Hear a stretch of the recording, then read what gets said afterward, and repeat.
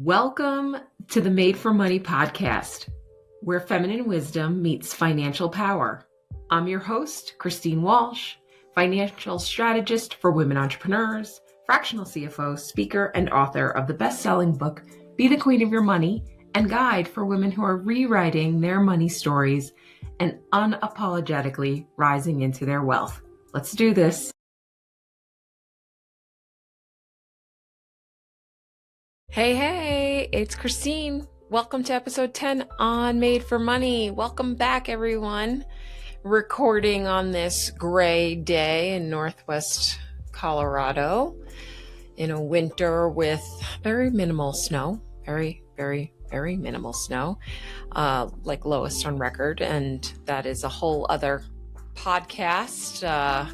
We'll do one definitely on money, climate change. So getting out on the ski hill hasn't happened as much, but that leaves me to think about my 2026 goals and to bring that thought and idea and all the goodness around goals to you today. And I'm just realizing as I'm sharing the word goals that there's no charge for me around that word any longer.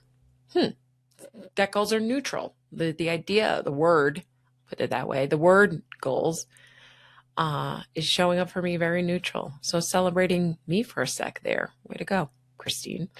Definitely a power move is celebrating ourselves as entrepreneurs, because if we don't do it, who does?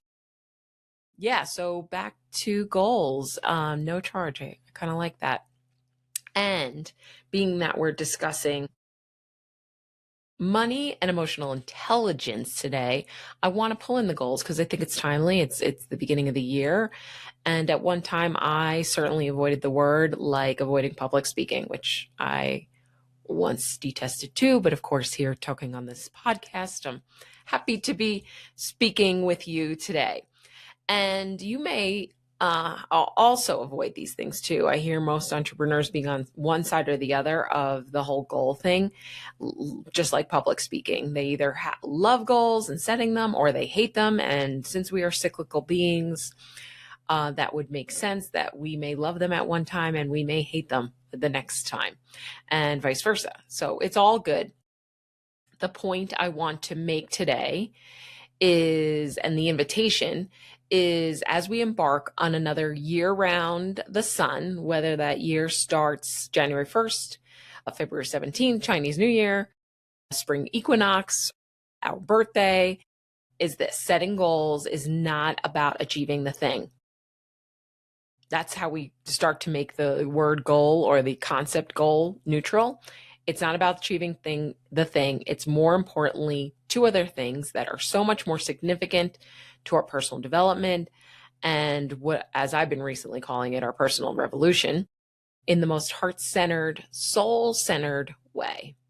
And the two things are, it's about who we become, how we show up, how our mind expands, how creative we get to be, how we expand our thinking, what different things we can think about in working towards that goal. That's exciting. So that's number one.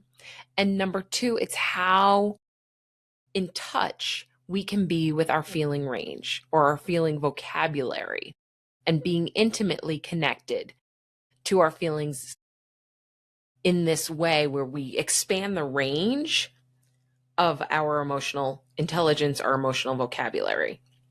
Because being intimately connected to our feelings is the super highway to making our dreams, another word for goals, come true.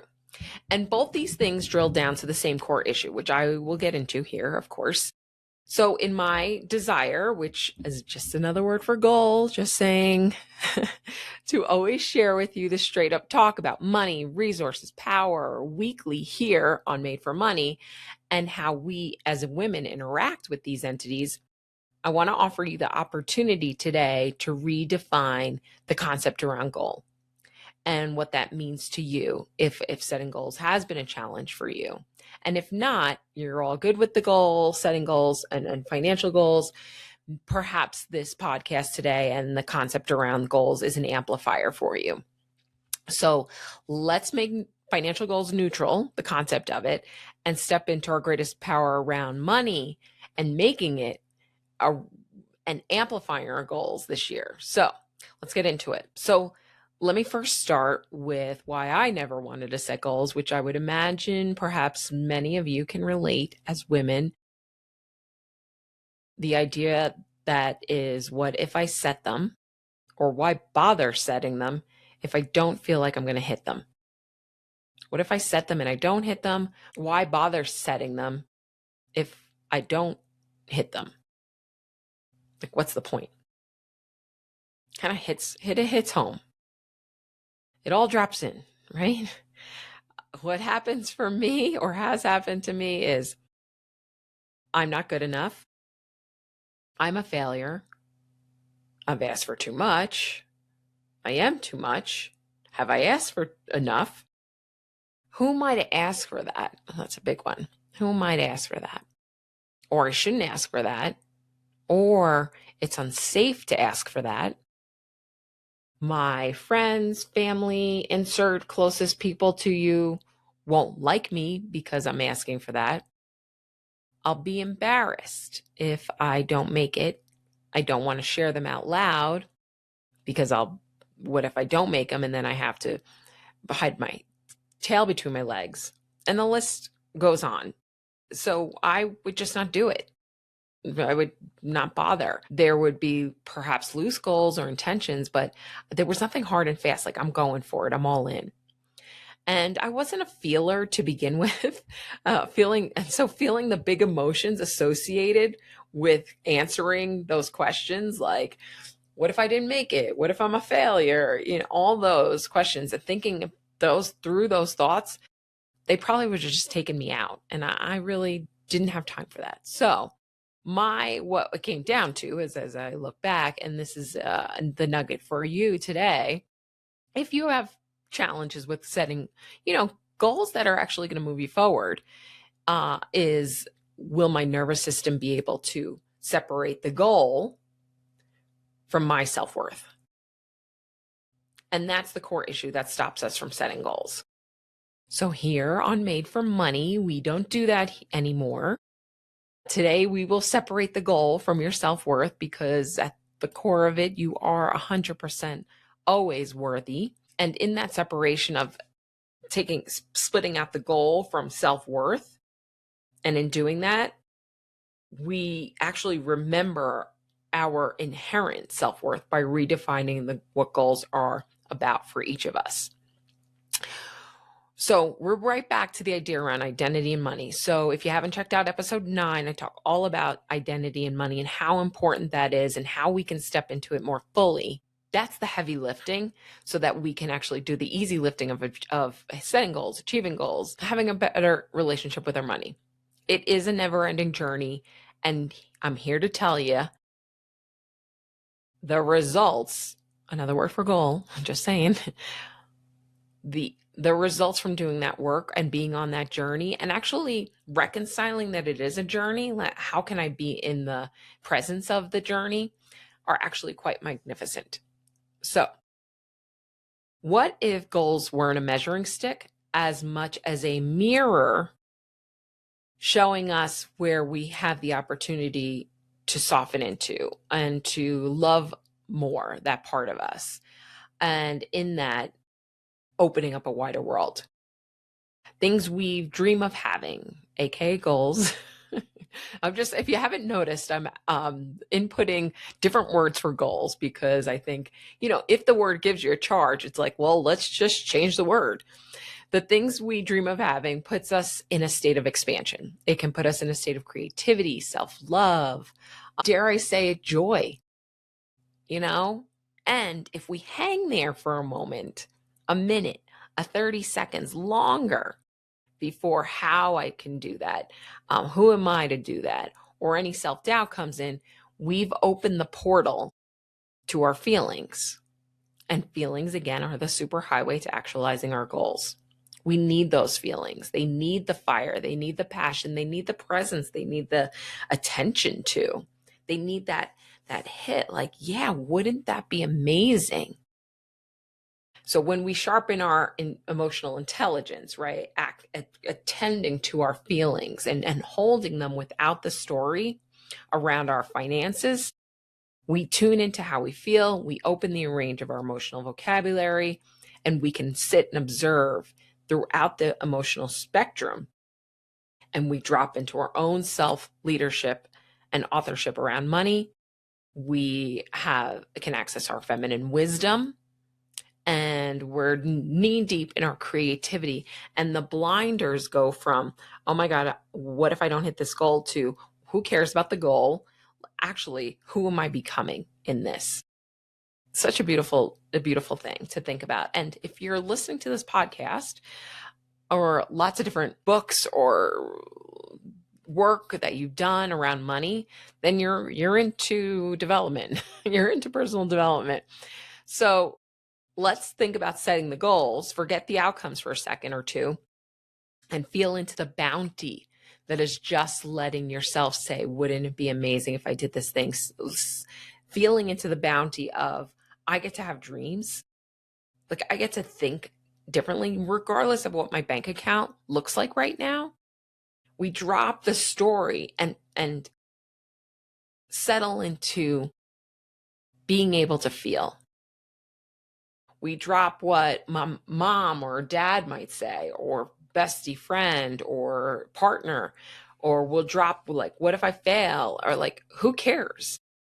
When you've pulled into more leadership, when you've pulled in more wisdom, when you pulled in more power, self-love, creativity, as you set a goal, set a dream, feel into a desire, whether we hit the goal or not, it's about who you're becoming and your emotional range and the expansion. That's the ultimate. It's the ultimate goal. It's the total ultimate goal. So that's the money work. That is self-worth embodied. It's not about abandoning yourself and your dreams for the matter of your small self, right? Your small self is the one who's like, what if I fail? What if this doesn't work out? What will they think of me? Self-worth is not about even setting a massive goal either. It's about not abandoning ourselves when we feel into what is available to us in the moment. So this is, the goals could be big, medium, small, doesn't matter. Size doesn't matter here. It's about setting goals that develop you, that and not break you down. So it doesn't matter what the size is. It's about how you feel and you care for those feelings, whatever they are. For some, setting a goal might create an emotional, not sadness, like almost overwhelming, because it's like, I haven't been able to dream that much. I never set the goals. And here I am being invited to set a goal. It's in the feeling, and like, wow, what do I need to be? Who do I need to become to achieve that? That's different. And that's the expansion. I think that's what goals are here for. So we get an opportunity here to make making goals a little lighter this year. So if you have been someone who avoids goals or secretly resents them, I did too, I get it, or swings between obsessing around goals and making them and then shutting down, or just totally numbing out to them, nothing's wrong. You're totally normal. You're not wrong. It just means that you learned at one time that making goals was unsafe to your system. And the work now is not to force yourself to want more, because that's ick.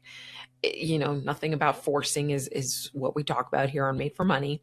It's to step into the version of you, like you're trying on a coat, right? We step into the version of that where we can stay with ourselves while thinking about more. Wouldn't it be amazing if, we just sit with that? That's the money revolution that I'm here for, and perhaps you are too. Not bigger goals, not faster timelines, blah, blah, blah, but a self who doesn't leave herself when things get stretchy, when things get wobbly, or if things take longer to plan or to receive. Because on the flip side, things can happen real fast too, when we're not stuck in resentment. So as we step into a new year, however you're marking it, I'm not asking you what you want to achieve as much as I'm asking you, are you willing to be who you're willing to become in the process, and how gently you're willing to stay with the feeling around it. And that's how our money changes. That's how we stabilize in this dynamic. And that is really, my friend, how goals work. So I'll leave you with this. What is a financial goal that you've been secretly wanting or quietly been wanting, secretly dreaming of? And what version of you is required to pursue this goal without abandoning yourself?